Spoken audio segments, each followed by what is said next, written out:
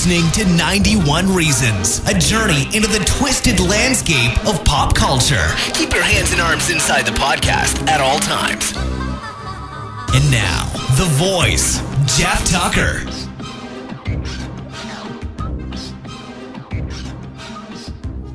Okay, welcome back to 91 Reasons. It's another episode. And if you could see how ridiculous I look, you wouldn't believe your eyes, because I've been editing a bunch of episodes together, or not together, but, stitching them together with all of the components that you would need to make an episode. And in doing so, I've gotten some help, some advice from a podcaster that I truly admire, Andy Sims from the most amazing podcast that I've ever listened to, The Hollywood Saloon. It is a shame they don't do it anymore, but Andy and John were the greatest podcasters of all time because they knew what they were talking about. They were informative. The shows were incredibly well produced, and it had a slickness back in a time when not a lot of podcasts had slick. So I've been fortunate enough to actually get to know Andy on Facebook, and he's been helping me out on how my podcast should sound. I know I'm still broadcasting in mono, which if it was a 70s sitcom would be a great joke about kissing, but on a podcast, I'm on the left channel only. So please bear with me as we continue the evolution of 91 Reasons. And in fact, right now, I'm speaking to you using a windscreen, which is great because you need a windscreen to keep from popping your P's and some of the letters that don't sound right, and they just sound weird, so the windscreen takes care of that. The problem is that I also am supposed to be using a microphone stand, and it didn't come in the mail yet. It's coming all the way from China, and the windscreen is supposed to attach to the microphone stand, and then I'm hands-free. And instead, I've gone from just holding the microphone in my hand to now holding the microphone in my hand and the windscreen. So who knows, by the end of the third or fourth time I sit down to do this, and consecutive times, I'm sure that I will look like that creature at the end of Labyrinth that has all of the crap on its back. Oh, you want to save that, don't you? Oh, you want that windscreen, don't you? Oh, here's a microphone stand, but don't attach it to anything. Who knows what it'll be? Who knows what will happen in the future? I am so excited that you're coming with me on this journey of 91 Reasons. Everyone has such a weird reaction when I tell them I'm working on this. It runs the gamut from my wife, who says I would never, ever listen to that because she has to listen to me all day, to people who are like, everyone has a podcast. I guess, why not you have a podcast? You certainly have a big enough mouth, so I am doing my podcast, so we're just going to keep it rolling here. Now, I've spent the last few times I've sat down here, I have talked about movies that really mean a lot to me, whether good or bad. And a bad movie can mean a lot to you, whether it's bad in a good way or bad in a bad way. And I also, I've done another episode where I talk about all the places that I've snuck into. And these are all in any order I decide. So I may be talking about an episode you've never heard or an episode that you heard a long time ago. But they're just, I'm trying to get as many banked as I can so that when I do launch, there's never a break. There's always an episode to put on so that I can be consistent. Because I know, as a person who subscribes to podcasts, the most infuriating thing is someone who says they're going to do a weekly podcast and you're ready on that Monday or Tuesday and there's no podcast. And if they come on and tell you why, like Chris Gore came on and said, hey, I've been having some issues, and as great as Podcrash is, it is a lot of work to do. It's not going to come out every week. I totally respect that. And after doing my own version of a podcast, I know exactly what he's talking about. This is a lot of work. You have to budget all this time to sit down and hammer out what you're going to say. Now, see, I don't do a lot of that. I don't do a lot of prep work. I've always been honest. There's no notes. I'm not on the internet while I'm doing this podcast. So anything that I reference is off the top of my head. So 98% of the time I'll be right, but there will be that 2% that I don't know what I'm talking about. And if you ask my wife, it's a much higher percentage of I don't know what I'm talking about. But I'm going to talk about something that's actually completely unrelated to the stuff I've talked about in the past. And I know it's all going to be factual because I lived it. I've told this story a lot. Every time I meet a new group of people and they want to know about me, and why I'm so eccentric and so unique. Isn't unique a great word? It means a-hole in a good way. You're very unique. So I'm very unique. And the reason I'm very unique is I did not have the average upbringing. And I know everyone says, oh, well, there's no such thing as the average upbringing. The Norman Rockwell upbringing doesn't exist. Oh, I know that. But I didn't even get close to the Norman Rockwell upbringing, let me tell you. I'll go into my early years in another podcast because those are fascinating. But there's a lead up to that because I'm actually going to put some of that into a book. And I don't want to really get into it until I have a book to show for it. That being said, my mother was a unique person. Like how I did that. I love my mom. She died 1996, day after Christmas. She died. You know, she had some problems, but she was ultimately deep down. She was a good person. When she died at the funeral, I described my mom like this. I said, she's the kind of person that if you hit her, she'd go get ice for your hand. And everyone nodded because that's the way she was. Jackie was such a giver. She was involved in so many charities. And we were the kind of family that one Thanksgiving we were down at the church boxing up turkey and dressing and stuffing and Libby's canned pumpkin pie filling for needy families. And the next Thanksgiving, we were having a box delivered to us. It was a roller coaster growing up. But what makes it so unique was that my mother, for the most part, was a single mom. She raised us on her own. Now, she had people in her life. She had boyfriends. She even got married a time or two. But there was nobody there who was going to raise me and my sister and my older brother. So we were on our own with our mom. Even though there were men around, I've always considered my mother a single mother. She worked really hard. She worked at a finance company because she was really good with numbers. The woman was the church treasurer, did everybody's taxes, was a notary public. My mom did everything with numbers. Now, she wasn't always the best with money. There were many times where my sister sold candy bars for softball, and people would buy all the candy from her, and I'd see her spending that money. But she knew there was a deadline, and on date X, the candy bar money had to be turned in, even though I would beg her, don't use the candy bar money, Ma, because you're just going to get stuck with a big bill at the end. It didn't matter to her. She knew how to work it. So what I'm saying is she had a really good heart for people. She had a really good brain for numbers. But what she didn't have was any kind of logical sense when it came to love. And I think that I'm the reason for that. And I know that sounds a little egotistical, but let me get to it very, very briefly because I'm going to move past it very quickly. My mother grew up in Chattanooga. She met my father when she was very young, 2 or 3, and he was 22 or 23. So he was 20 years older than she was. He knew the family. He was from a very rich family. He told my mother's father, my grandfather, I'm going to marry Jackie one day. And I think she kind of counted on that because George, my father, he was a good man. And he was weak, but he was a good man. And he made good on that promise. And I think when she was 17 or 18, he actually dated her. Now, let's do the math, shall we? And remark that he was nearly 40 when he did that. And it didn't work out because he was an adult. And he was dating a young person. And the two worlds don't always mix. And we're talking about 1958, 1959. So the height of rock and roll and the older folks not understanding anything about the cultural shift and the birth of the American teenager that was about to take place. So consequently, they never got together.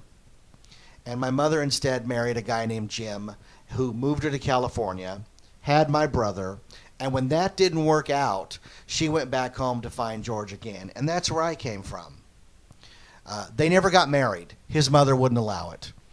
He said that Jackie wasn't good enough to join the family and that them being Jewish and her being Methodist, it wasn't going to work out. And if George insisted on it working out, then he was going to be cut off from the money. See where I said he was weak? Because he didn't marry her. Now, they had me, so I'm thankful for that. And I'll get into the mechanics of that. But they didn't get married. And instead, my mother got married to another guy, a guy named Jerry, and she had my sister. So if we're keeping score, for those of you at home, get out your scorecards. Yes, we're talking about 3 men, 3 children, 2 marriages. Well, the marriage to Jerry was doomed from the start because as nice a guy as Jerry was, and he was nice to me, but I wasn't his kid, and he wasn't going to raise me the same way he was going to raise my sister. So I can remember very early on, anytime there was any kind of disagreement, Jennifer was always right in the eyes of her father. And I get that. You know, it was his kid, and I was just the other kid. I never had a father. My mother bounced around, and finally the marriage to my sister's father, it ended. It had to end. So my mom, once again, she went back to Tennessee, back to Chattanooga to regather herself. And what happened was, I don't know if there was any attempt for her to get with George at that point. I think the relationship had soured to a point that George was getting up in years. We're talking a guy probably now in his 60s. And my mother just about to hit 40. So about to hit 60, about to hit 40. And I just think that, and this is just conjecture on my part or speculation, that he wasn't in the mood to deal with this woman who now had 3 kids, one of his, but 2 others and 2 broken marriages. So I don't know if that was ever an option. But my mother did go back to find her high school sweetheart. And this is where everything sort of went south. Because, boy, they'll tell you nowadays, there's so many internet memes about how getting back with your ex is going to work out so much better the second time, right? My mother she was an eternal optimist. She had a heart of gold, man.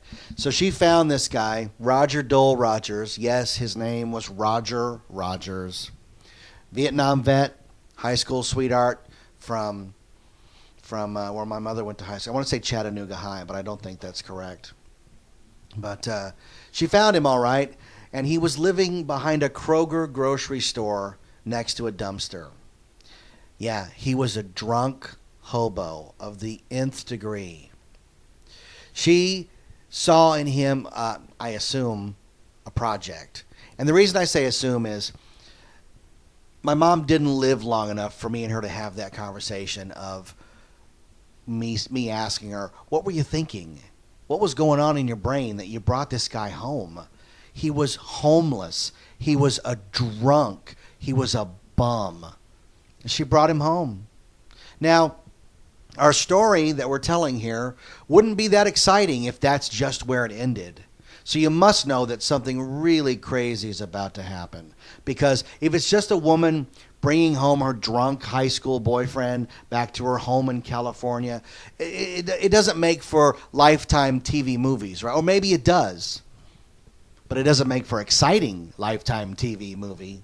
No, in order for it to be exciting, in order for it to have that hook that all those Hollywood producers are looking for, he has to bring with him at least 10 of his idiot, homeless, drunk, hobo friends. You're hearing me correct. He went down to the river, and they had a makeshift camp. And he said, we're all going to California with Jackie. This really happened. I can remember this like it was yesterday. What happened was, it was a whole gamut of drunks, and I'll try to describe them all in a minute here. But he went down to the river. Now, one of them had a trailer. This guy, Otis. Yes, his name was Otis. And Otis was one of those homeless guys that looks like a skeleton, like he has no meat on his bones anywhere. You can see his skeleton. It looks like he's been shrink wrapped, right? We go to Otis's trailer, and Otis is making chili. And my sister and I think I'm 10, so it'd make her 7, or I'm 11 and she's 8.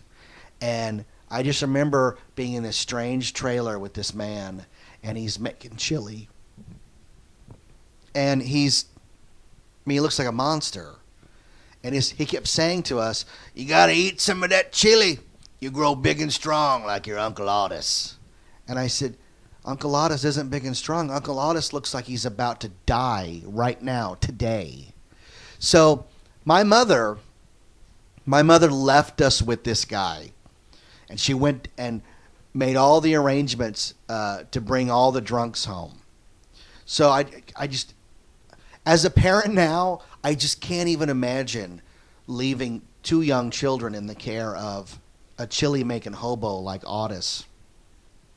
But I guess when you looked at all of them together, Otis seemed the most harmless.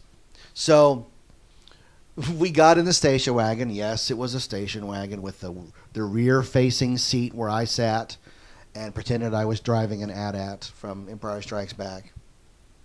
So she brings us all back to California, and we now have a house full of drunks. We've got Roger Dole Rogers, who's taken up residence in the master bedroom. There's Hub, short for Hubcap.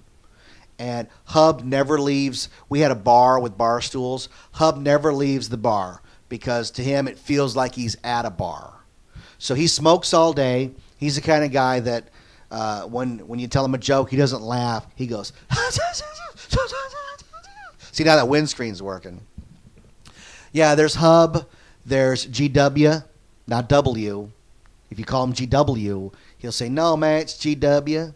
Now, GW doesn't want to leave the river. He doesn't want to go to California. So when they force him to come out, GW sleeps in my backyard under the lemon tree because it reminds him of being on the river. Boy, am I painting the white trashiest picture you've ever seen. I know people are going to listen to this and go, "How did he make it?" But it does explain a lot of who the person I became, right? So GW sleeps outside. Then there's Otis. Now, Otis wasn't a permanent fixture at the house. Otis came and went. And the thing with Otis was that they were constantly putting him on Greyhounds back and forth to Chattanooga. I don't know what that was about. I was too young. But I assume it was probably to keep filing paperwork to get veterans benefits and Social Security. Because we also had Charlie. Now, Charlie was an old dude. Charlie was probably in his 70s. And Charlie sat in a recliner all day. And they would all drink to excess. And Charlie's problem was that he was so old and he had a cane, he couldn't always get to the bathroom.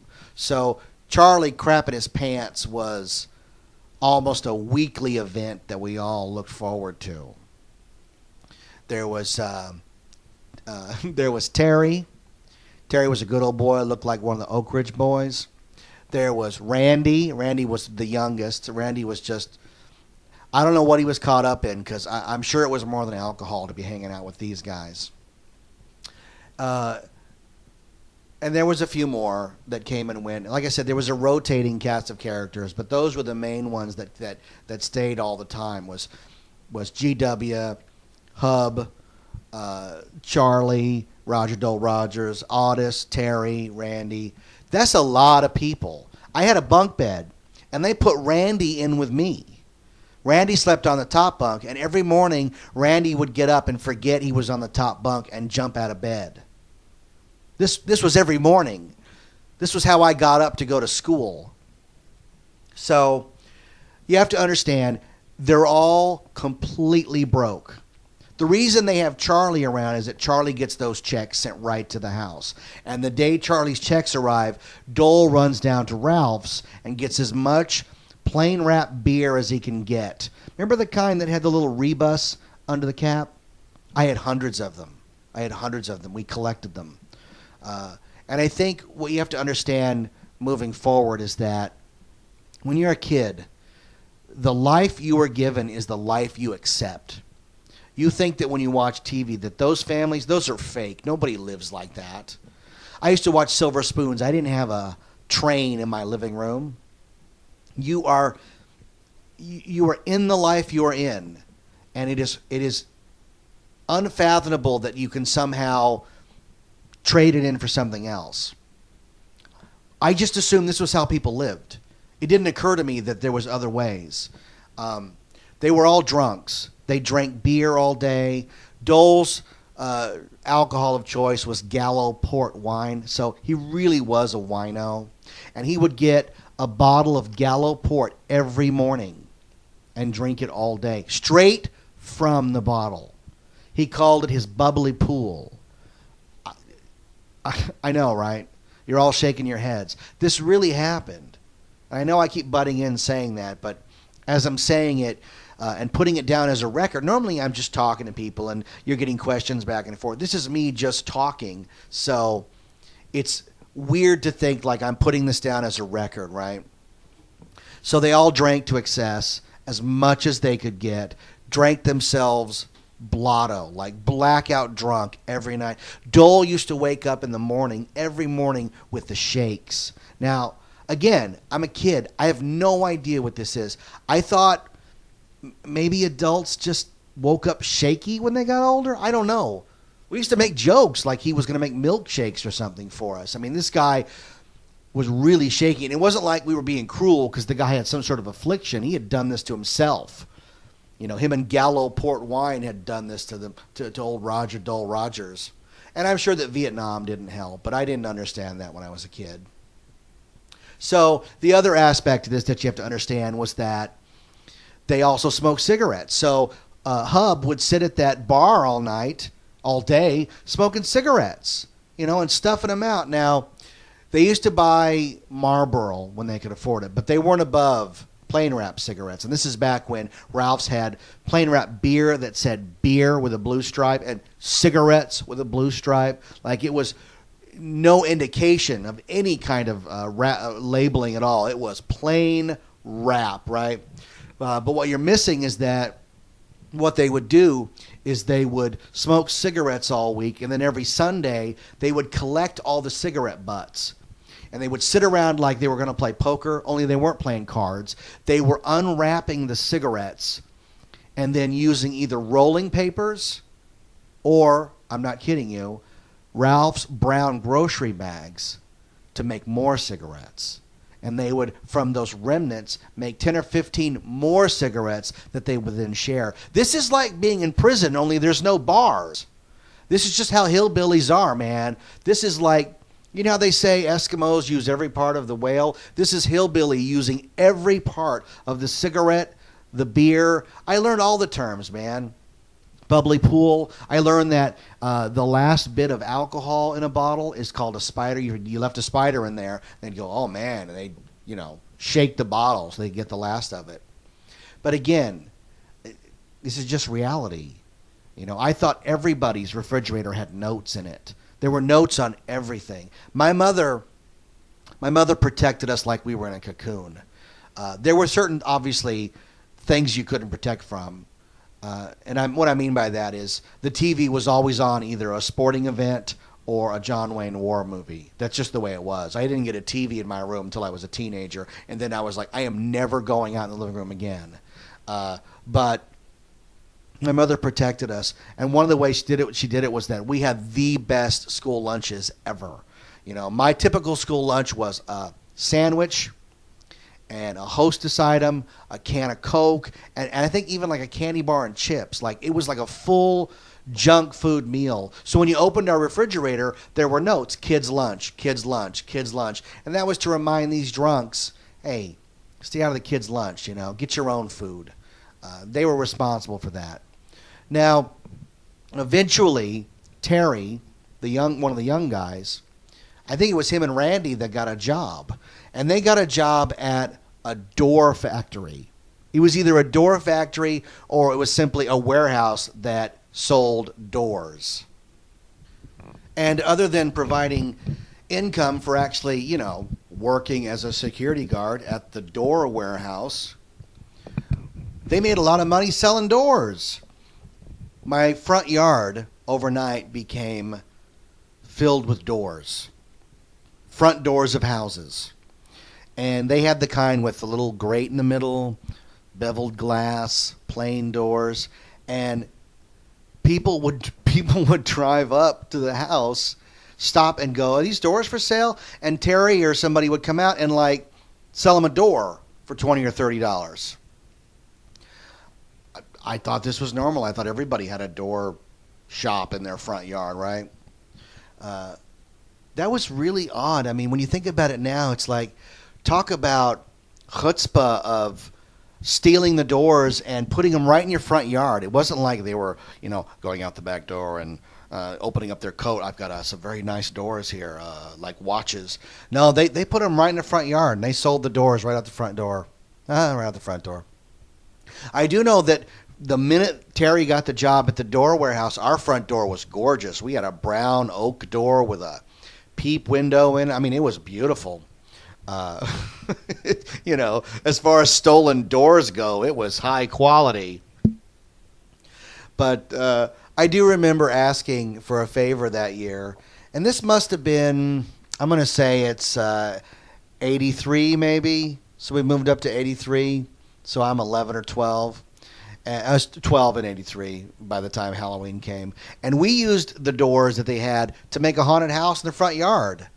My friend David Mandela and I took all the doors and arranged them into, we made a path, and you had to crawl at one point, and you had to find your way out of this maze of doors. And we ran that for Halloween night, and that was awesome.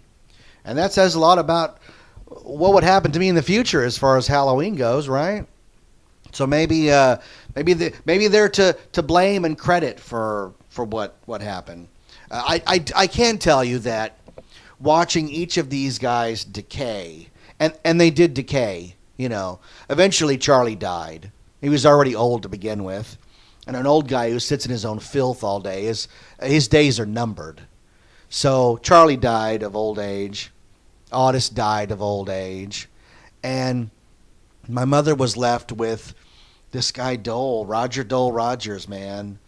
And it's hard for me to know, because you don't know what your parents are up to. You really don't. And we were told that they got married and that she was now Jackie Rogers. But when she died, I didn't find any paperwork other than a few tiny things. I never found a marriage certificate that she married this fool.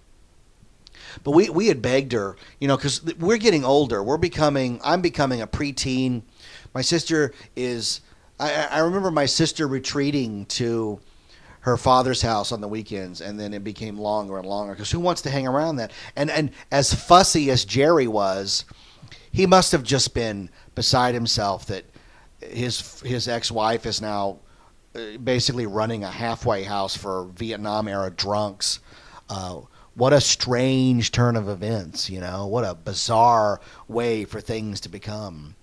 But there were bright spots. Don't let me think. Don't let me talk, and you think that it was a house of horrors, because it wasn't. Yes, there were horrific moments, such as when the school sent a letter home that we all had lice, and that we needed to go right now to the pharmacy and buy a special brand of lice shampoo. Everybody knows what I'm talking about, because everybody's gone through this, right? Well, hillbillies don't go to the pharmacy and buy lice shampoo. Hillbillies use what they have at the house. So I was held down, and my hair was washed with Pine Sol to kill the lice. And that, I've never forgotten it. I mean, it burned, it stung. I thought I was going to go blind from it. And when I look back, it's one of those moments where I vowed to be a better father, a better parent. My mother did her best, but there were moments of this is insanity. And the lice incident was chaos defined, because my sister had long hair, had longer hair than I did. She had beautiful long hair. And I'm pretty sure that was the catalyst, because she went off to see her dad one time, and she came back and she'd cut it all off. My mother was livid. But what can you do? If you've had your head washed with Pine Sol, you would consider shaving your head to avoid ever having to do that again. And you know what? At that young age, if I'd been given the choice, hey, we're going to either shave your head or wash it with Pine Sol, I would have shaved my head. But I wasn't given that option. I was held down and told what I was going to do. So yes, there were bad moments to it. There were bad moments. You know, these guys were drunks. They stumbled around. They fell. They passed out everywhere. Backyard, front yard, living room, toilet. Hey, you done in there? Oh, he's passed out. Hey, Dole, Otis is passed out on the toilet. Well, we'll go get him. Great. Isn't that great? But again, there were bright spots. I'm laughing already because I won the science fair at school. I got first place. How did I get first place? These guys helped me build a working moonshine still. So I could talk about all the scientific methods involved in distilling and making moonshine. It even had a little hillbilly doll next to it with a shotgun because the drunks told me you got to have the guy with the shotgun because nobody leaves their still unattended. Who knows what the school thought of that? Who knows? They did know that I was a straight A student. So it wasn't like I was suffering in grades and smoking cigarettes and hanging out. To me, and you can see why, I would rather have been at school. School was the escape for me. I got straight A's. I couldn't wait to go to school. My 7th grade year, I practically lived at the school. I had a teacher named Mark Benton who was my father that year. This guy took me in. He could see what was going on at my house, and I wish I could have switched families and moved in with him. He was a single guy, probably in his 30s. It's funny because nowadays you'd never allow that. Oh, a teacher's interested in a student that way? We got to call the police. But no, Mr. Benton was the nicest guy I'd ever known, and he really. I don't think if Mr. Benton hadn't come into my life, I would have made it. He was a guy who saw the writing on the wall and did his best to help. Now, I won the science fair. I got straight A's. And I think the lesson I learned from living with those kinds of people was in my adult life, I don't drink. I've never been drunk. I have no desire to. I don't understand the appeal of losing your brain. And I'm not condemning it because I love going to parties. I have no problem with people drinking. I'm of the opinion you can do whatever you want to your body. I don't care.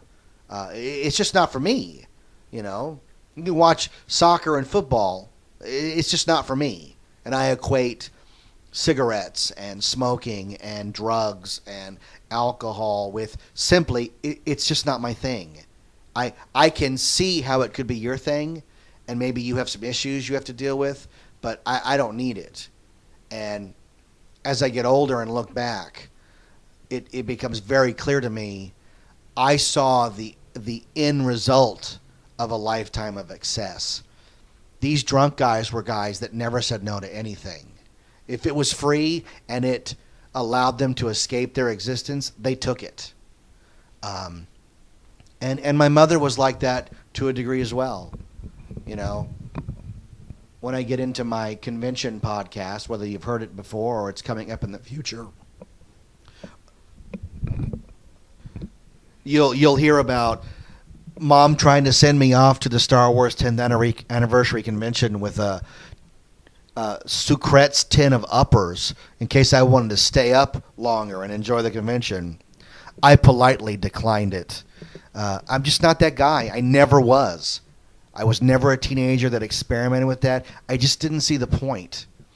I kind of wish I had, because I know a lot of people who do drugs and drink, they don't remember things. And maybe I'd be happier if I didn't remember all this the way that I do. But hey, here we are. Here we are at the 30-minute plus mark of me talking about these drunks. So it sort of ended with a whimper, and the whimper was one by one, the drunks went back to Tennessee. And this was a circle, like I've told you, where they would go to Tennessee. They'd get that Tennessee air in their lungs. And then they'd end up back at our doorstep 3 weeks later, right? Well, what started to happen was they would go back to Tennessee and they would die. So they weren't coming back. You know, the old guys, they died of liver failure. They died of old age. They died of cancer. Terry, one of the young guys, he fell in a rock quarry. He got so drunk, he fell in a rock quarry. Now, I've seen rock quarries. They're pretty big. You'd have to be really stupid and really drunk to fall into one. But hey, look who we're talking about. I don't know what happened to Randy. Randy probably ended up in prison. Hub, GW, they died. Roger Dole Rogers, I think, was the last one to live, you know. As in the case of many Hollywood movies, the villain's the last one to go. And he finally died of liver failure. And I couldn't have been happier. What a great day that was. You know, Mom sits me down and she goes, I need to tell you that she must have been solemn about it. But she said, you know, honey, Dole Rogers died. Dole died. I was like, okay, what's for dinner? Like, I didn't care. I don't have any emotion for these people other than bewilderment of how I existed through it all, you know? These are the guys that we got a Betamax and they would tape the Super Bowl so they could watch it over and over again. So not only do we have to endure a single football game, but a single football game like 10 times on beta to where you even knew the commercials that were coming up. These guys were nuts, man. We sold doors. We made a moonshine still. We drank a lot of beer. They made friends with the guy who owned a bar down the street called Topper. And when I say a bar, I'm talking about a dive. Like peeling plaster walls and black paint to make it appear even darker. And somehow they figured out that this Topper, the guy who ran the Topper bar. Now, Topper was connected to McCoy's Market. If you know in Norwalk at all, it's actually, it became Crawford's Market. But before it was Crawford's, it was McCoy's. And when it was McCoy's, it wasn't a big complex. It was a small little market that had like a flower shop connected to the front and a Mexican food place. And then it had a Chief Auto. And then it had this scary, scary bar. And they would go to this bar all the time, you know, because when you're drinking, sometimes you need a change of pace, right? They convinced this guy that on Sundays they should serve breakfast. So we used to go to the bar, Topper, and sit in a bar booth on Sunday morning and eat biscuits and gravy and eggs. Only they didn't call them biscuits. They called them cat heads. I have no idea why. Must be a local colloquialism from Tennessee. You're going to finish those cat heads? The first time I was like, what? Cat heads? The biscuits. Why don't you just call them biscuits? They're cat heads. Great. But that's that hillbilly can-do spirit, right? We once went grunion running. You ever been grunion running? That's where you go down to the beach at like midnight and you wait and the grunion run and they come up to the shore and they burrow in and they lay their eggs and they go back out. And once they lay their eggs, they're free game and you just grab them with your hand and you throw them in a pot. Now, it's a fun thing to see. And it's really fun to pick up the fish because you're just not used to being able to just reach down and pick up a fish, right? But I know that most people just throw them back in the water. They hold them and they throw them back in the water. You couldn't tell these drunks that. You couldn't tell them that, hey, the fish are going to jump in your hand and you're supposed to throw them back. No. They got as many fish as they could in barrels, and they brought them home and they cooked them. Now, if you've ever seen a grunion's not that much bigger than what a generic sardine is. They used to cook them. They would roll them in cornmeal and flour and then deep fry them and then eat them. Now, there's no meat on these things. But hey, I've had grunion. Have you? It was grunion. It's what's for dinner. And in my house, there was one thing for dinner. If you didn't eat it, you were out of luck. Thankfully, from the South, it was mostly fried chicken and stuff my mom made, fried okra. We ate all that Southern stuff. But yeah, it was just a weird life of seeing things in a different way, like seeing a grunion run as a way to get food, or I don't even know how to describe beyond what I've said, you know, all these drunks, man. I think I might even have a picture or two. I will try to dig those up and put them on the Facebook just so you can see what I'm talking about. I'd never seen a man whose eyes had blood in them. And I don't mean like, oh, there's a lot of red lines, his eyes are bloodshot. Dole used to, he'd have blood in his eyes. Like he would drink so much, his body would just freak out in the craziest ways. And one of those ways was he actually just would have blood in his eyes. Not like oozing blood, like behind the clear part of your eye. Like, it was unsettling. You'd stare at him and he looked like a ghoul, a monster. And he had his hair done up like Darren on Bewitched. You know, that real glossy Brill cream look. I mean, that was how we grew up. That was the look. He was really vain in that way. He always had a pocket comb, and he wasn't the kind of guy you looked up to. Like, he wasn't like, Mom brought home this guy and he's going to show me how to fish. It was more like you played a game of just staying away from him, because he had mood swings, and he could be laughing and joking with you one minute, and the next minute, you know, like Joe Pesci in Goodfellas, just turn, and all of a sudden he'd be angry about something, and he wasn't joking. So my sister and I we became pretty close because we were in this together. My brother had moved out by this point. My brother had seen this nonsense, and he was gone. But my sister and I, we didn't have a choice. You know, I had my Star Wars toys, and Jennifer had her Barbie dolls, and we escaped into toys, and we escaped into school, and Jennifer escaped to her father, like I said.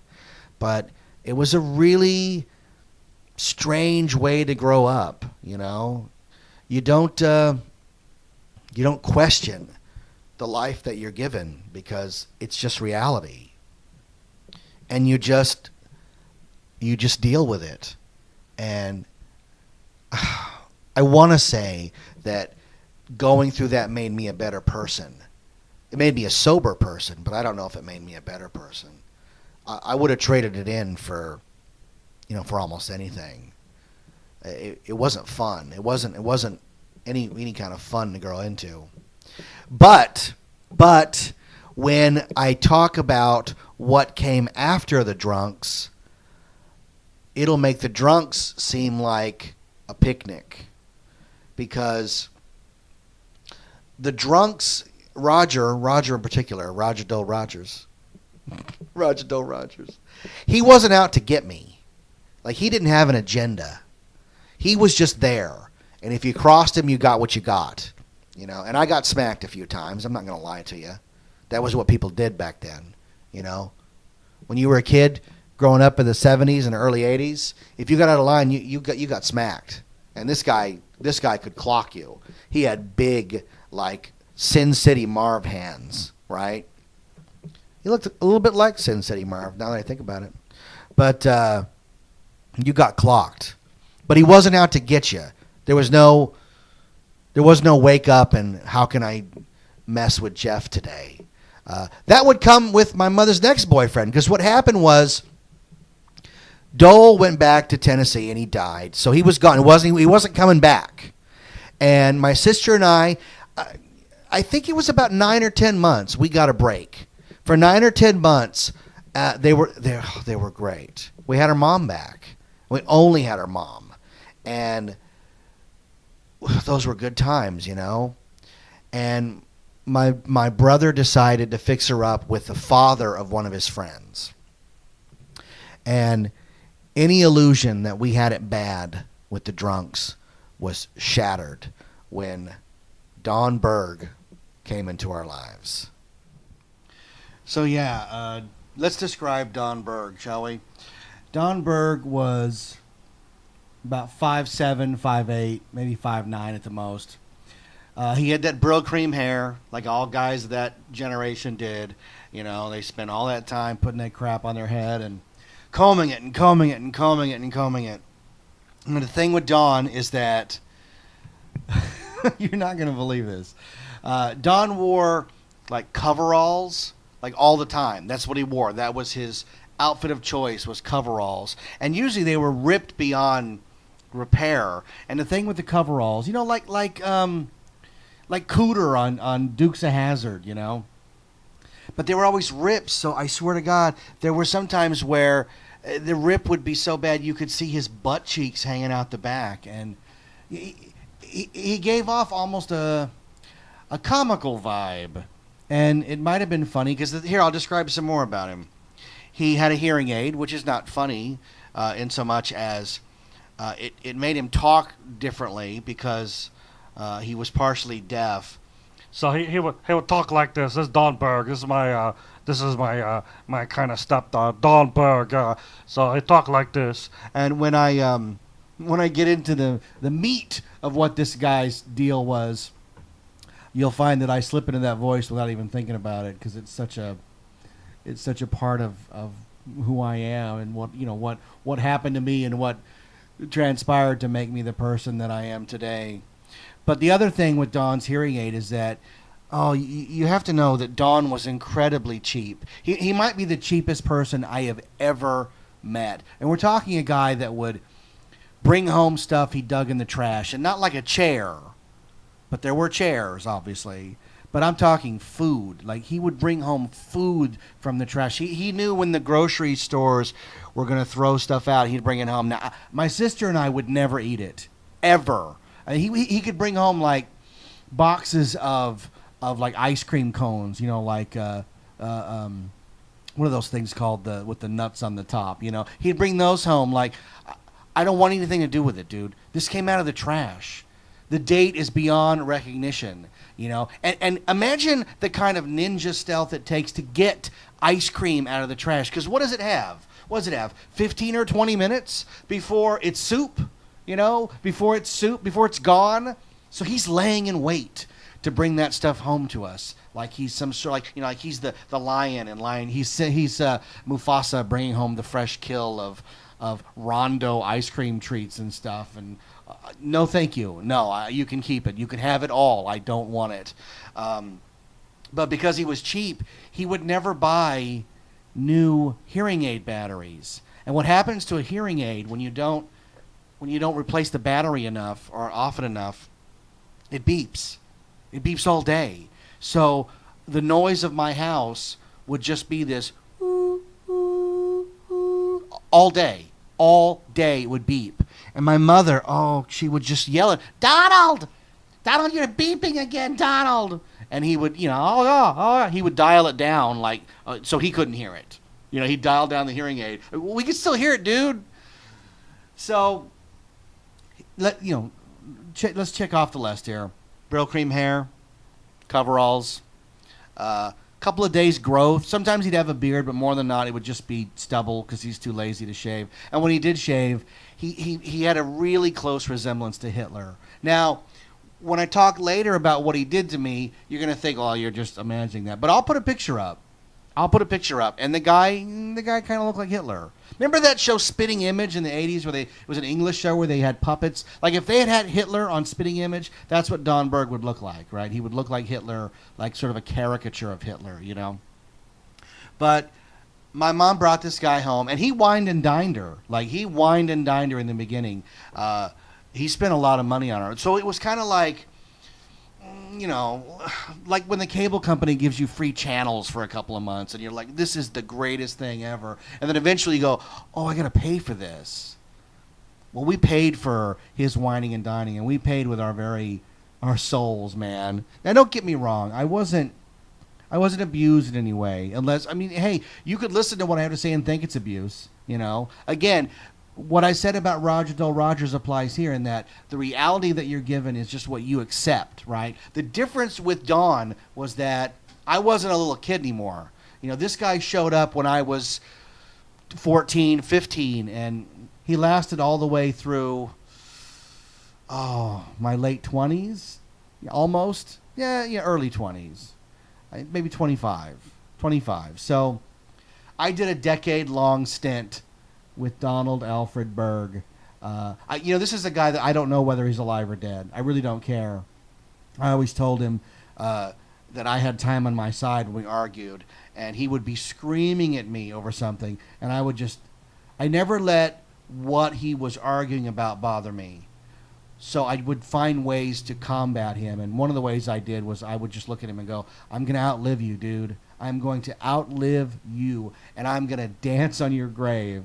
And that, I was brought up in the church. We went to church a lot. For a guy like me to turn into that kind of person in an argument, you must have known that the argument was bad. So I think I think what Don's problem was, or not problem, what Don's philosophy was, he came from another time, you know.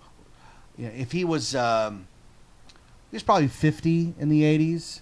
So you're talking about a guy born in the 30s. And people born in the 30s had a different mindset, you know. The Great Depression really changed that generation. And they were taught hard work, that kids were supposed to do chores all day. The concept of fun was not in this guy's mindset at all. Like, there was no fun at all. Fun was for older, much older adults.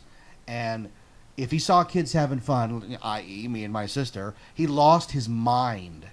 And how it manifested itself was he would just pick fights. He would pick fights about everything. And it's weird when I look back, like, it's not even looking back. I knew in the thick of it, like, this is not normal. Because I was a good kid, especially in high school. I got straight A's. I did all the plays. I've never done drugs. I've never smoked cigarettes. I've never drank beer or alcohol. I played Dungeons and Dragons, and I went to the movies, and I went to conventions. And the idea that every day I came home was a battle over what a terrible person I was really wore you down. It's a miracle I survived. It's a miracle I survived because, you know, in this day and age, the way people are, if you take a teenager who's doing all the right things and still not getting approval from the adults around him, those kids snap. You know, it's a wonder I just didn't snap and kill this man. And I know that's strong. God, is that strong language to say, right? But it's so true. Like, looking back, it is amazing I didn't just snap. And I'll give you some examples. So he moved in probably a few months later, you know. My mother was one of those women who just could not be alone for any extended amount of time. And God, did I know that at the end, because when she finally got the gumption to leave Dawnburg, she was dead within a year. She could not, I mean, obviously there was some other extenuating circumstances, but a lot of it is psychological, you know. And my mother needed broken men in her life. So Don moved in and everything changed, you know.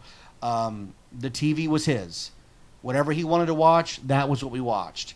And that's just, I know that's just typical, right? But you're talking about a time when having a TV in your bedroom was a real rarity. So I can remember turning 16 and getting a first job, and like the first thing I bought was a TV. Even if it took the whole check, I had to have a TV because I was going to watch what I wanted when I wanted. Because this guy, he worked odd hours, and he was always home. It just seemed like he was always there, you know, just in a chair watching TV and then looking for fights. I didn't listen to loud music. I didn't play loud music very often, you know. He would just look for things to fight, and it was weird. I'll give you an example. I know I've been saying that, but I'll give you an example. Here's a typical exchange between me and Don Berg. And I had friends who were there who witnessed some of these, and even they were like, "What's going on at your house?" I'm like, I don't know. I don't know. The devil has moved in. You know, who knew the devil had a mustache? I mean, we knew he had the little thing on his chin, but just the mustache? Yeah, there he is. But, for example, I went in the kitchen one time to wash my hands in the sink, and he followed me in, and he said, "You're not going to wash your hands in that sink." I was like, well, yeah, I am. No. You go in the bathroom to wash your hands. The sink in the kitchen is just for dishes. It's just for dishes. And I'm washing my hands, and now it's a power thing. He doesn't want me to do it, and I'm going to do it. And it seems frivolous. So I started washing my hands in the sink. And he took a cup and filled it with water, and he threw it at me. And I just stood there, and I took it until I finished washing my hands. And that was when my buddies were like, "What's going on?"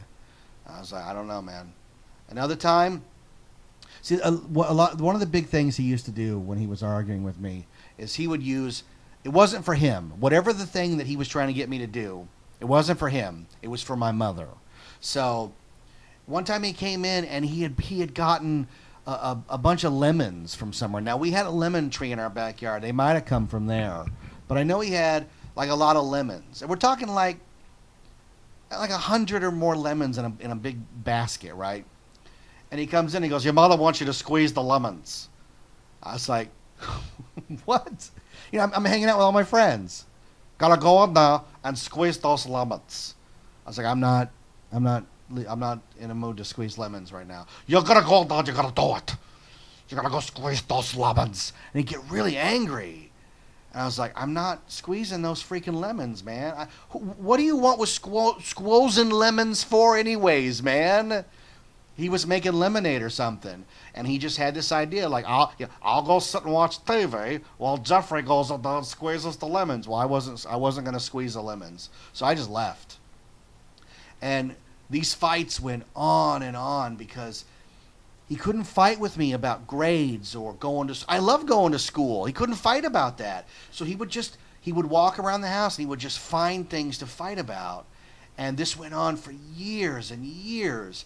And when I talked about the drunks living there, and I talked about how we used to put notes in the refrigerator, right? Everything in the refrigerator had a note on it. You know, kids' lunch, right? That's just the way it was. And I never thought I'd have to be one of those guys who locked up his bedroom. Like, you know, the heavy metal kids, like, they got the posters on the wall and the music, and they're probably smoking pot. So they put that big hinge lock on their door and a big padlock. And you know that if your parents went in, they're going to bust it down. But the whole point is you need to know if they've been in there, right? I was never one of those guys. Like, what have I got to hide? You know, issues of Starlog.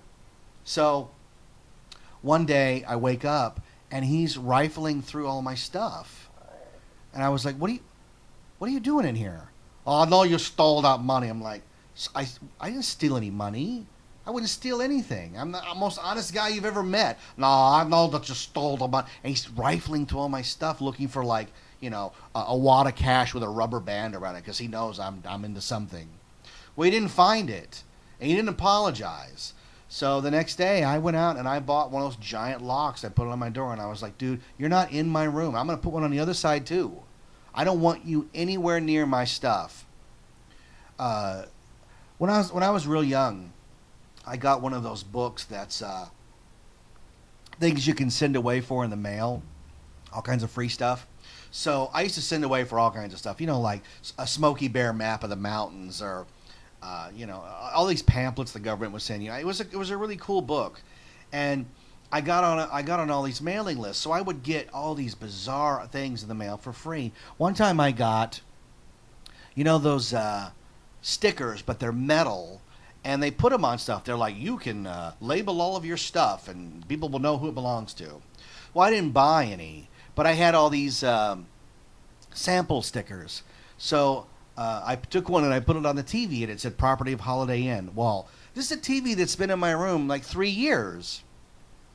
He comes up and he's like, "I'm gonna call the motel." I go, "You're gonna call the motel?" "Yeah, I know. You stole that TV from the motel." And I said, "Are you stupid? That sticker came in the mail free. I didn't steal it. I go call them. Please call them and let them know the TV they're looking for is here. They're gonna hang up on you." He just loved to just gouge any way he could with whatever argument he could come up with. And even more than that, like, I don't want to sound like, oh, poor Jeff. He was put upon his whole teenage life. Because we've all seen The Great Santini, right? It happens. This happens to people. This guy collected junk. Remember I said he was from the Great Depression era? They didn't throw anything away. This guy saved everything. When he moved in, you know, when the drunks were living there, our backyard was green. We had a swing set.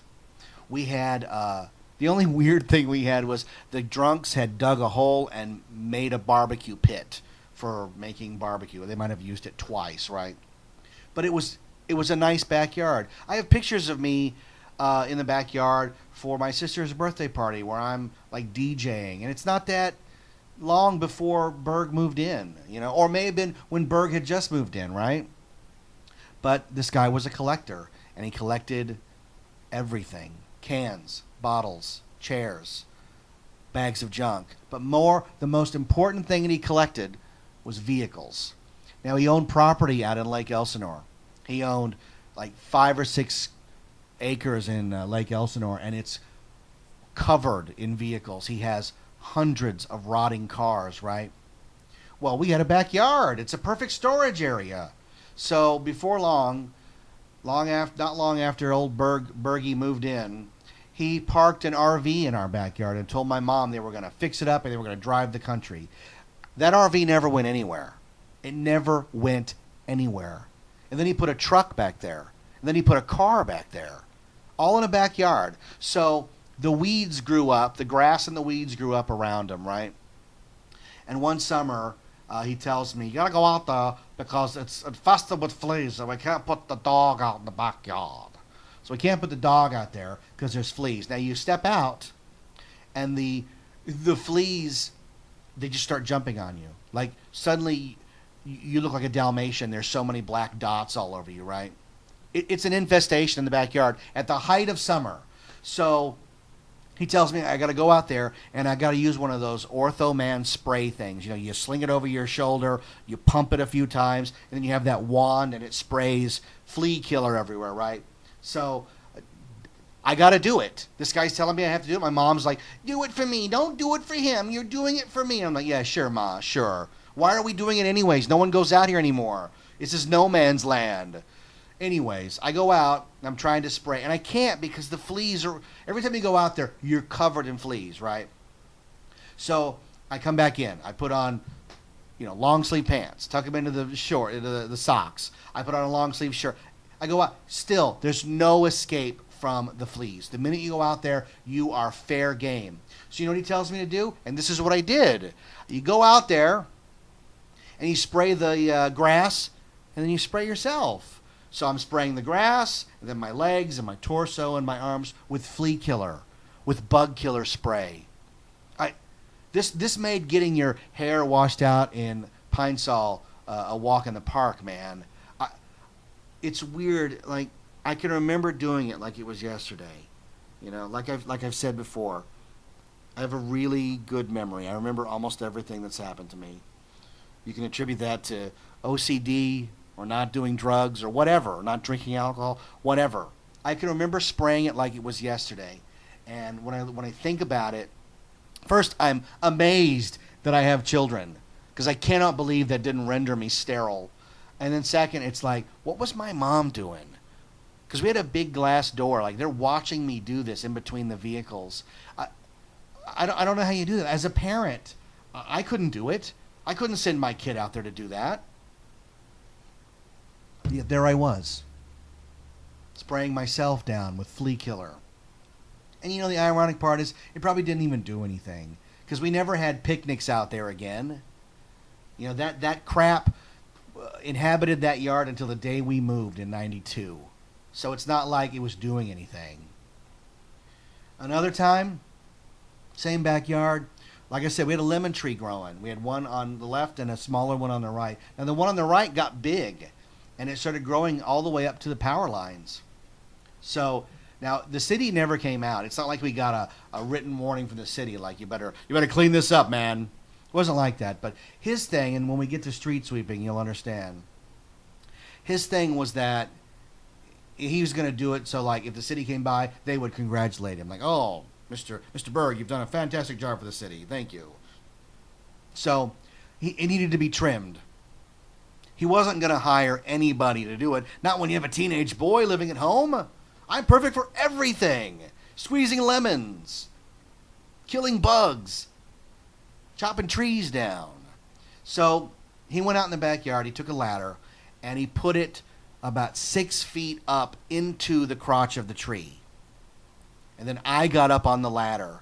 So I was up about 18 feet in the air on the top of a ladder, cutting limbs with a little clipper, swaying back and forth. Like, it was one step away from being a goofy cartoon, right? And I can just imagine my mom standing there like, here's her son who one day is going to graduate with honors, and he's going to die because the lemon tree is too tall. What would it have cost in 1987 to have somebody come out and cut that lemon tree? Maybe $50? Maybe? Is that a too small price? Certainly cheaper than a broken leg, broken arm, or a concussion. And that I think that took about 2 hours, 2.5 hours. I was up on that ladder. And I just remember being up top thinking, I'm going to die. Like, this is my own mortality. I'm going to die today. I didn't die, you know. It didn't kill me. That which does not kill you only makes you stronger, right? Gosh, if that were the case, my skin would be steel. So, this is who Don was. This is what he did. And the only breaks we got were he would take my mother to... One time he took her to Hawaii. It was her dream of all dreams to go to Hawaii. So he took her to Hawaii for like 2 weeks. And it was great because I was like 15 and my sister was 13. And we just had the house. It was, you know... We had already been self-sufficient due to the drunks. We could make any kind of food we wanted on our own. Think about that now, though. Think about would a parent go all the way to Hawaii, leaving? To be fair, I think she left somebody with us who was there about 20 minutes a day. How you guys doing? Fine. All right, gotta go. We don't need anybody. Mom, you have taught us to be self-reliant. We need no one in our lives. Thank you. And then the other thing they did was during the summer, they would drive cross country to Tennessee where all our relatives were, and along the way he would buy a trailer, this thing that had wooden sides. It wasn't like a nice trailer. It was like Sanford and Son, and along the way they just fill it with antiques, and they would keep some and sell some. And I know when they went back to Tennessee, my two aunts, my mom's sisters, were just, who is this man? Why would you bring this man here, you know? But we got a break while he was gone. You know, we got a nice break. But, and then I think one of the big problems with Don was that he didn't like that I wasn't the kind of guy, the kind of young man he thought I should be, you know. I didn't play sports. I didn't watch sports. I was into drama. He was convinced I was gay, and that really bothered him. And it just was a really weird scene of like, when I turned 15, 16, I'd already managed to get out of the house as much as I could. But gosh, when finally you find that friend who's got a car, you're gone. And I was gone, man. I didn't come home but to go to bed and then get right back up, you know. I did not want to be at home. There was nothing there. It was not fun. Being around Don Berg was not fun. I can't recall any good times. It's not like, oh, there was this and that. No. With Don, every day was hell. This guy, all he did was, you know, like how the Terminator does that, and he scans you like, I need your clothes, you're the right size. Don would scan for fights. What's out of place? What can I argue? You're not going to believe this, but he one time he got a parrot, and I think he got it really cheap because I think the parrot was brain damaged. Because every parrot, even by accident, somehow talks, right? This bird never spoke. It screeched, but it never talked, and it was a big green, you know, T-shirt looking parrot. You know, the kind you see on a T-shirt, like a Jimmy Buffett looking parrot, right? And he named it Yacky. Oh, he named it Yacky, right? And he would sit in a chair with this stupid bird on his finger, and he would go, hello, hello, hello, hello, hello, hello, for like an hour. And he thought that the bird was going to someday just look at him and go, hello. The bird never talked. This bird never uttered a sentence. It either had the sense to stay quiet, or again, it was just brain damaged. But you can imagine, like, trying to get stuff done with this idiot in the house going, hello, hello, hello, hello, hello. Like if I wrote that in something, you wouldn't believe me. You'd go, there's no way that's real. But that's what it was. And then, so one day he comes home, and the bird is gone. Bird's not on its perch, right? And He's steaming, man. And by the time I get home, it just explodes. I know, you open the door and you let the bird go, and now the bird's gone. Like, he thought I had just like had enough, and there's no way to get back at him, so I'm going to open the sliding glass door, and I'm going to let the bird go, right? It's so out of character for me as to be ridiculous, right? And yet, here we are, and this fight raged for about 3 hours. 3 solid hours of him pointing and screaming, and my mother next to him going, if you just let it go, just tell him, and we can go look for it. We don't know what we're going to do. I was like, I didn't let the bird go. I wouldn't do that. I know that you let the bird go. Just tell him where the bird is, Jeffrey. Do it for me. Just tell him. Just tell him. I didn't let the bird go, Ma. I have nothing to do with this bird. I don't care that you got a bird. It doesn't bother me. When he's talking to the bird, he's not yelling at me. So the bird is actually my friend, okay? 3 screaming hours of where the bird is, right? And I'm not joking. The bird casually walks out from under the bed. It had got under the bed and had ripped open the lining and had just made a nest or something, right? So the bird walks out. This is what you have to understand. This is what happened. So, I stole the bird. You took the bird and you threw it outside. You took it for a drive and the bird's gone. I didn't take the bird. I got nothing to do. Just tell him where the bird is. If you just tell him where the bird is, everything will be fine. You can do it for me. Hey, Mom, isn't that the bird coming out from under the bed? Oh, yucky bird. Hello? Hello? Hello? Hello? I looked at my mom. I looked at Don Berg. I looked at the stupid bird. And I said, I'm sorry. Hey, sorry, Jeff. Sorry for 3 hours of screaming at you about the bird. Hello? Hello? I said, Ma, is he going to say he's sorry? I said, he just accused me for 3 hours of doing something to this bird, and it's on his hand. No. The fight just stopped. He just walked away. And I looked at him and I said, this is what's wrong with this man. Everything he does is right, and everything everybody else does is wrong. And even when he's wrong, there's no consequence. I said, this is insanity. This is the definition of insanity. 3 hours, and the bird's under the bed. I'm done. I'm out of here. I cannot wait to get out. Oh my God. When I got a girlfriend, finally, I was gone. I lived at her house, man.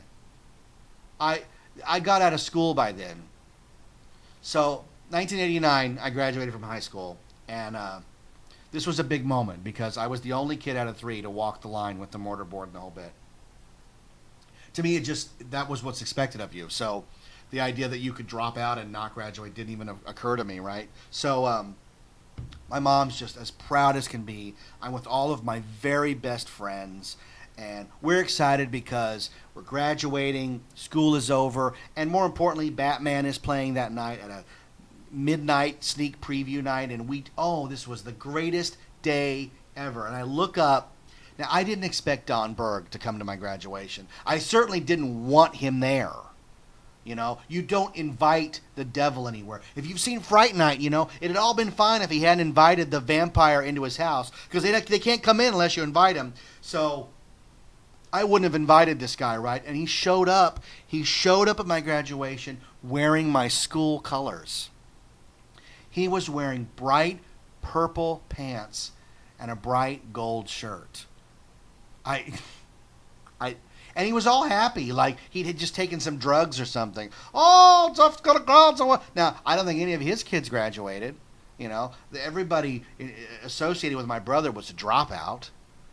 My sister wasn't going to graduate, 2 years behind me. She'd already dropped out, I think. So here I was, the only one, the only game in town. And this guy's like having a party.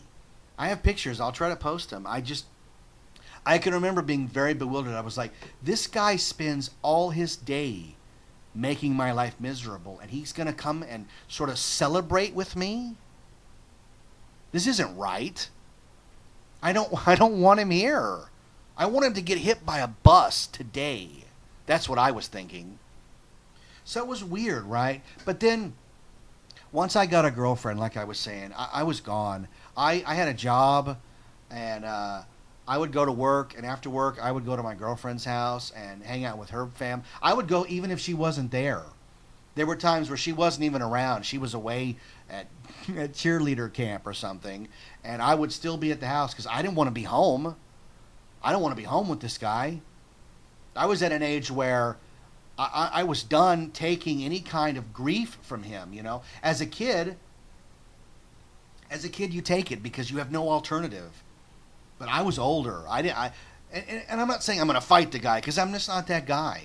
You know, I don't want to have a physical altercation with anybody. And I can say, at the age I'm at now, I've really never had a fight with anybody. I don't want to have a physical fight. I'm not that guy, you know. But I didn't want to deal with him. And then in '92, my mom found this amazing house in Buena Park. And it reminded her of all the houses back in the South. So she went out of her way to like get this house. And we all moved in, and it had 11 bedrooms. So it had enough for everybody in my family to have a room. And my mother thrived on chaos. Gee, can you tell? She thrived on chaos. And we all lived in this house on Beach Boulevard. And we even had, you know, people renting rooms, and the whole family was under one roof. But even as I got older, even as I finally met Rachel and was going to get married, the nonsense with this guy never ended. It never ended. But I learned, because, you know, I got older and I got wiser. And I learned that you were never going to win an argument with Don Berg. He was always going to be right. And if the bird thing hadn't taught me that, nothing was going to. He's right about everything in life. So I had a new tactic. I would argue gibberish. And he didn't know what to do because he couldn't process it. He thought maybe his hearing aid was acting up. Plus, he didn't understand any kind of absurdity, which, hey, that's my forte, man. So here's a typical exchange with Don Berg. You got to go out there and you got to move your car. Got to move your car for the street sweeper. I know, I will. I'll go move the car. Go do it right now. Well, I'm not going to do it right now. I got something to get out there and move the car or the street sweeper's going to come by. Hey, listen, I would love to, but I got a couple of frogs, and I got these frogs, and I'm taking them out to dinner, and it's like, you know, it's Kermit and Miss Piggy, and he would go, whoa, what? And his finger would go right to his hearing aid, like something was wrong. What? And that became how I argued. I used to have a running gag with him about how I had a lot of Volkswagens, and they weren't running properly, and he would just, Volkswagen, what? And then, it became fun. Once he had no power over me, once I had a job, and there was another weird thing where he thought if you had a job, you were supposed to come home and just hand your check to your parents. If they gave you money back, that was fine. It was like, dude, I worked really hard for this money. I'm not handing it over. I gave my mom money for staying there and stuff, but I wasn't just going to hand over the check. And this is like from 16 on, because I had a job the day I turned 16. I was working. And he just expected the checks to come right over to him, and I was like, this is not happening. I have to steal a TV from Holiday Inn. And to do that, I got to check into the hotel room, right? Yeah, right. So I just learned to be stupid with him, and then he got nastier. He tried to find new ways to get angry with me, or to make me angry. One time I got nominated for this big acting award, and it was a big deal to be nominated because the finals were in San Francisco, and the college paid for us all to go up there and compete. Now, I didn't win. I think there were 900 people who went, and like 3 won. So I had no illusions that I was going to win. But, oh, man, when I came home, he used it as ammunition forever. Whatever I did wrong, or his perception of being wrong, turned into, and that's why you didn't win that big award. And I'm like, what is he even talking about? How does this have to do with not winning an acting award? And there were even times where, like, even in the worst of times, there are moments of just being normal. I almost used the word civil, but I don't think he was ever civil to me. But there were times when you're normal, right? So when we lived on Beach Boulevard, it was a commercial area. So if your car is parked out on the street the day of street sweeping, now if you do it at home, you get a ticket, right? I mean, you have to know what day the street sweeping is, otherwise you get a big ticket. We knew what day the street sweeping came on Beach Boulevard, but they didn't give tickets. They just didn't sweep they just didn't clean the street, right? So I can remember coming in one day, and Don's sitting there, and I said, "Hey, Don, I just want to warn you, the street sweeping is going to come tomorrow, and you've got your truck out front." Now, to me, I'm just trying to be helpful. To him, all he heard was warning. And he got deadly serious with me like in a second, and he goes, "Don't you warn me about anything, punk." And I said, "No, I think you're misunderstanding me. I'm just letting you know that the street sweeper is going to come." "Don't you I said, "All right, I won't warn you. I'm done. I don't care if the street gets clean. It means nothing to me in my life, right?" So the next day I go out, and he hasn't moved his truck. And I think he didn't move. I mean, he could have moved it because he's up.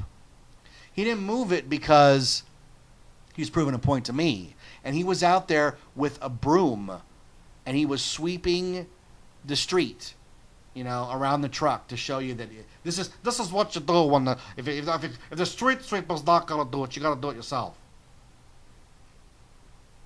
So Don could be, I don't know. The last I saw of Don was at least a decade ago, and he was in a wheelchair at a swap meet.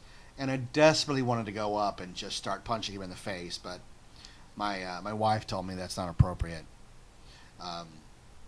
I can say that the fights were legendary. They were loud. They went on for a long time. I'm just giving you the Cliff's Notes, but this is what I went through with this guy.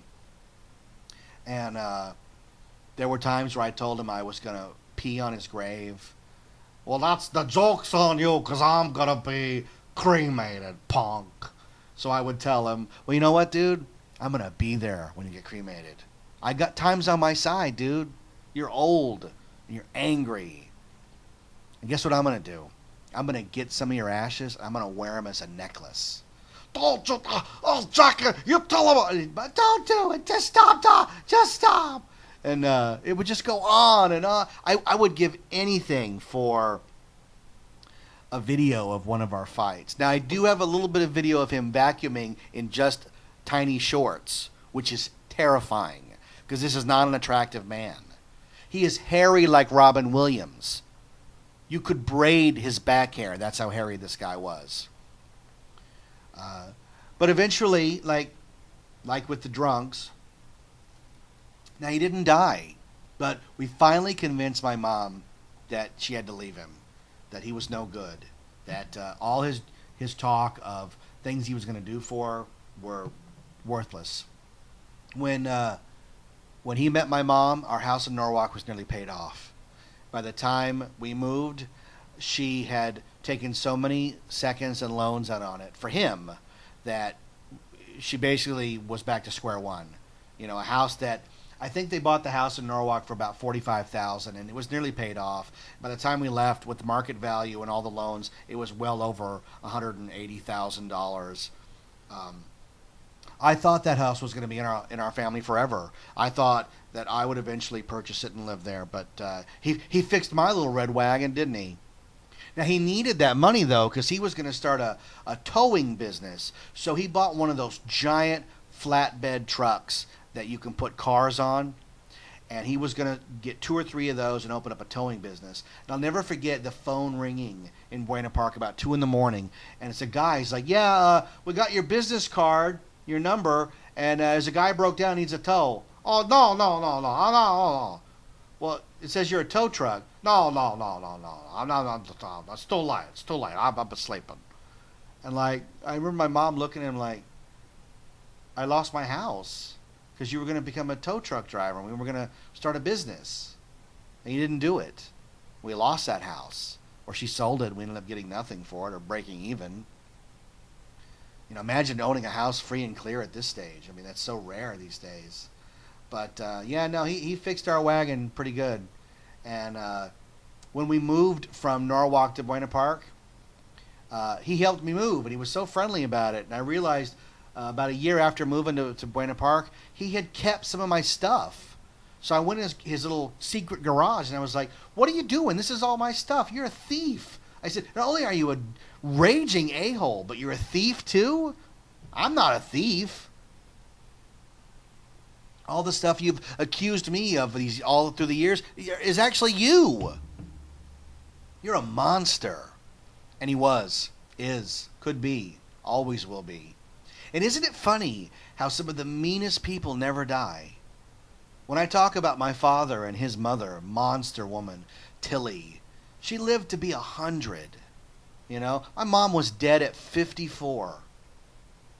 And it always seems like when you meet older people, they're mean, and somehow that meanness has kept them alive, you know, like Darth Vader. He's more machine now than man, evil and twisted. Woo, woo. So yeah, that was my life with Don Berg. I finally got out. We convinced her to leave him, and we moved to a little house, and my mom got really sick really quick, and not 6 months after that, she was dead, which is a real bummer, because I thought that she had finally reached a point where she didn't need some loser in her life, you know. She could be happy by herself, maybe date a few guys. But it was not to be. It was not to be. And again, like most things in life, everything goes out with a whimper. You know, and only in the movies do things end on a big bang. There was no big giant fight with this guy at the end. You know, by the time I said goodbye to Berg, I was not in any mood to fight with him. I want to just look at him and go, "We're done. We are done." You know, it was a really weird teenage years, man. When I look back and think that I survived all that, and that I'm semi-normal, and that I'm not on a bunch of antidepressants. Like, I don't take any pills. You know, I don't drink any alcohol. All of the weirdness in my life, I've just somehow absorbed like a human box of baking soda, you know? You ever seen that Simpsons episode where Homer eats a baking soda and he can taste all the meals from 30 years ago? That's me. And this podcast is now the oral recording and history of all the craziness that I went through growing up. Is it interesting? I don't know. I've told this tale to a lot of people, and it seems interesting. They seem interested. I don't know if you've gotten anything out of it other than that poor man. But I don't want you to think that. I mean, this is just, again, this was reality. I thought everybody lived with drunks. I thought everybody won the science fair by building a working still. I thought everybody had craziness. Because when you see movies, very rarely is family life idyllic. You know, it's always strife and turmoil. And God, Don Berg was turmoil, man. He was crazy. And it was just, to me, it was just weird because I thought I was doing everything right. I was graduating. I was doing my work. I was doing extra stuff. I was doing plays. The senior play I wrote, it was a 3-act monstrosity, you know, 2 hours, 2 solid hours that I wrote. It was funny and great. And I didn't get any accolades from him. Not that I was looking for them.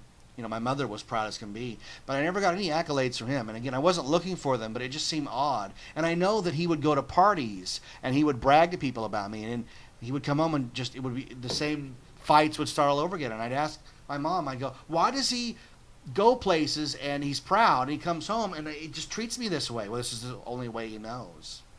Well, that's a bummer. You know, when he was raising his own kids, and can you imagine what it must have been like to be like, that's dad? Oh, at least I was like, I'm out of here. I don't have to respect you. I don't know you. But if that's your dad, I mean, his kids must have grown up crazy. And I know that one year for Christmas, he asked his kids, you can each get gifts or we can get a TV. And they got a TV. And Christmas morning, they opened up a TV. You know, that's weird to me. And we're not talking the 40s. This was the 70s. What a weird man. I almost wish he was still alive. I just assume he's dead. I'm sorry.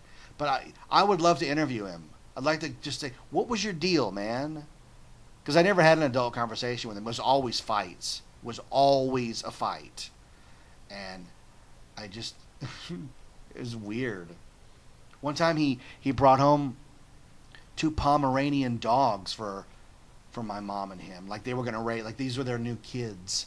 And we had these stuck up little conceited, and you know what I mean, these little dogs that like are so self-important, and like there he is with the dogs, and it was named Lady and Freckles. Lady, come on lady, come on lady, come on lady, come on Freckles, Freckles, Freckles. So he's got ladies, he's got Freckles and Yaki the bird. Hello. Like, it's crazy. The whole situation's crazy. But hey, I made it through. And I think it made me a better person, a better father. You know, you can't. I'm not the guy that looks at it and goes, "Well, it put me into years of therapy." I guess it could if I was that person, but I'm not that person. You know, I always you just deal with it, and you try to use what you've been given, and you mold it into ways to make you a stronger, better person. And I am a better person than Don ever was. You know, the person I always was better than anything he tried to be. The guy was a monster. I don't miss him. Can you tell? I don't miss anybody. I don't miss the drunks. I don't miss him. I miss my mom. But that's typical. My mom raised me. My mom bought me every Star Wars toy known to man. I'm not saying she bought my love, but she was always there. You know, one of the best memories I have is when I was in college, I had written a play, and my mom was sitting there with my cousin, and when the lights went out for the play to begin, she started screaming and applauding, and my cousin put his arm on her and he said, "Now let him earn it." My mom was like, "He's already earned it." And that just says it all, right? You know, in the eyes of your mom, you're already perfect. And that strength is what got me through. And being able to escape to, you know, your girlfriend's house doesn't hurt, because over there it's a different world, you know. I learned a lot escaping into other places. But hey, look, we're over an hour and a half on this thing, and if you're still listening, God bless you, because it's a memory lane fraught with landmines. But hey, thanks for listening. More episodes are in the pipeline. I got a bunch of stuff more to talk about. This is 91 Reasons. The best way to support this podcast is to give us a great review on iTunes. Tell your friends about us. Share the links. Download the podcast. You can find us on Facebook. And if you'd like to support it in other ways, I am the author of 3 books: The Sixth Key, The Lost Station, and The Infinite Backward, and they're all available on Amazon and now on Kindle for a mere 99 cents each. And like I've said, for under $3, you can have 11 years of my life. I am Jeff Tucker, the voice. Thanks for listening. Thanks for listening to 91 Reasons. Please subscribe and leave a review on iTunes. Find us on Facebook. Is anyone even still listening?